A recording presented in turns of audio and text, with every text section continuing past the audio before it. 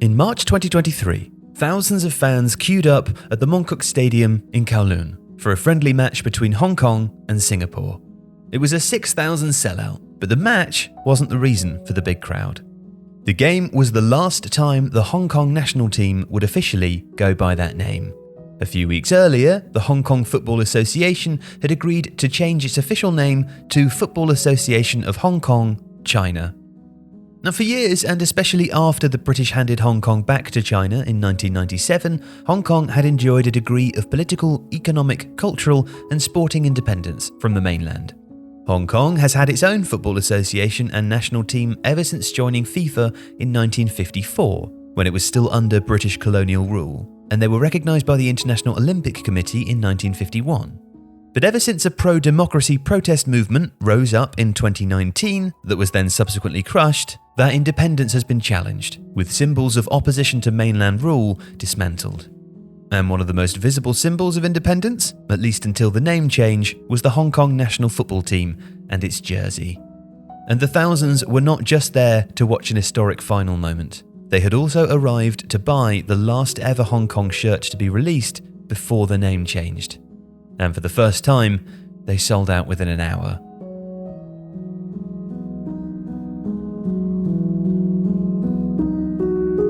Hong Kong is one of the richest and most densely populated areas on Earth.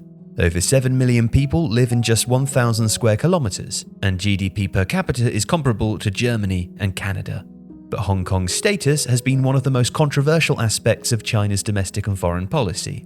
Hong Kong was seized by the British after the First Opium War and ceded to them officially by the signing of the Treaty of Nanking in 1842. The territory was expanded after the Second Opium War in 1898, when a 99-year lease was agreed. Over the next century, the Qing dynasty gave way to the Republic of China, and then the Communist People's Republic of China, growing to become one of the world's foremost military and economic powers. Hong Kong quietly boomed thanks to its more liberal economic and political system, but the Conservative government of British Prime Minister Margaret Thatcher agreed that Hong Kong should be handed back as planned on July 1, 1997, when the 99-year lease expired. China promised to maintain Hong Kong's status as a special administrative region for the next 50 years, as long as Hong Kong was irrevocably recognised as Chinese territory, the so-called One China, Two Systems model. This created a dichotomy between the pluralistic and liberal democratic system in Hong Kong and the authoritarian model practiced on the mainland, a tension that surfaced whenever the two faced each other in international competition. The most famous of those is the 519 incident, so called because it happened at a crucial World Cup qualification match between Hong Kong and China for Mexico 86 on the 19th of May, 1985. Hong Kong, then still a British colonial possession that used God Save the Queen as its anthem, beat China 2-1 in front of 80,000 fans at the Workers' Stadium in Beijing. Anti-foreigner riots erupted, which prevented Hong Kong's players from leaving the stadium for 2 hours. Half bricks and broken bottles rained down on the pitch, according to the South China Morning Post. The Chinese team bus and a Japanese-made taxi were overturned outside. A further 130 vehicles were destroyed. Such was the shame in losing to Hong Kong that both China's coach and FA president resigned. It was dubbed the Siege of the Workers' Stadium.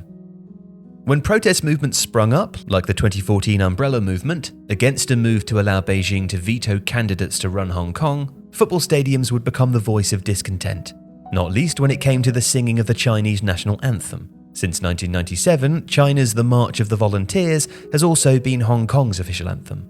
When the two teams were drawn again in the same group for 2018 World Cup qualification and played twice in 2015, Hong Kong's fans booed their own anthem. A large number turned their backs when it was sung and held up banners saying, "Hong Kong is not China."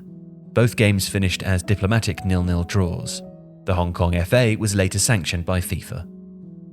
In 2019, violent pro-democracy mass protests broke out, which again bled into football stadiums. The Chinese anthem was booed whenever the team played, whilst the fans sang "Glory to Hong Kong," an alternative anthem written during the protests. When Hong Kong played abroad, "Glory to Hong Kong" would sometimes accidentally be played before the game, angering Beijing further. But the protests were snuffed out, a crackdown on civil society began, and a new security law was introduced. The anthem issue had to be dealt with. So, in June 2020, Hong Kong introduced the National Anthem Ordinance, which states that everyone must stand and, quote, deport themselves with dignity when the March of the Volunteers is played at major events, especially sporting events.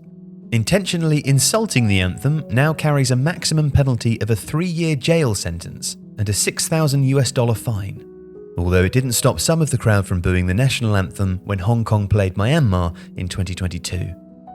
Following games against Thailand and Brunei at Hong Kong Stadium in 2023, it was reported that there were no issues with the anthem, but that dozens of police surrounded the most popular sections with an officer stationed on each row. Now the team's name and shirt has changed too. In January, the Sports Federation and Olympic Committee of Hong Kong, China ordered Hong Kong's 83 sporting bodies to change their names to include China or lose funding. The newly named Football Association Hong Kong, China duly complied. On October the 12th, Hong Kong will begin their 2026 World Cup campaign against Bhutan. It will be the biggest men's finals ever, expanded to 48 teams, giving even the minnows a fighting chance of making it to the US, Mexico and Canada. And the team is enjoying perhaps its greatest run of form. Under Norwegian coach Jørn Andersen, who once led the North Korea national team, they've qualified for this year's Asian Cup finals for the first time in 55 years. It will be Hong Kong's best chance of qualifying for a World Cup. The question is, how will the crowd respond? If you like this video, please consider subscribing to the channel. The Athletic is home to some of the world's best sports journalists, including journalists dedicated to each Premier League team, so every fan gets the coverage they deserve, not just the big clubs. And you can try it for free now for 30 days. See the link in the description.